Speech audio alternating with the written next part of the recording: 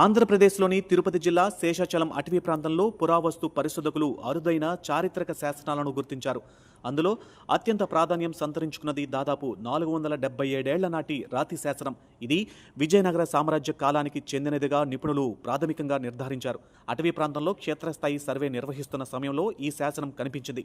కాలగమనంలో మట్టి, పొదలు, రాళ్ల మధ్య దాగిపోయిన ఈ శాసనాన్ని శుభ్రపరిచిన తరువాత అందులోని అక్షరాలు స్పష్టంగా కనిపించాయి. శాసనంలోని లిపి, శైలి, భాష ఆధారంగా ఇది 16వ శతాబ్దానికి చెందినదిగా భావిస్తున్నారు. ఈ శాసనంలో అప్పటి పాలకులు దేవాలయాలకు చేసిన దానాలు, గ్రామాల పరిపాలన, భూముల కేటాయింపు, ధార్మిక కార్యక్రమాలకు సంబంధించిన వివరాలు నమోదు చేసినట్లు పురావస్తు నిపుణులు చెబుతున్నారు. విజయనగర రాజులు తిరుమల శ్రీవారిపై చూపిన భక్తికి ఇది మరో చారిత్రక ఆధారంగా నిలుస్తుందని భావిస్తున్నారు. ఈ సర్వేలో ఒక్క ఈ శాసనం మాత్రమే కాదు, మరికొన్ని రాతి శాసనాలు, పురాతన శిల్పాలు, రాతి గుర్తులు కూడా వెలుగులోకి వచ్చాయి. వీటిలో కొన్ని తెలుగు, మరికొన్ని ప్రాచీన లిపుల్లో ఉండడంతో వాటి పూర్తి అర్థాన్ని తెలుసుకునేందుకు నిపుణులు అధ్యయనం చేస్తున్నారు.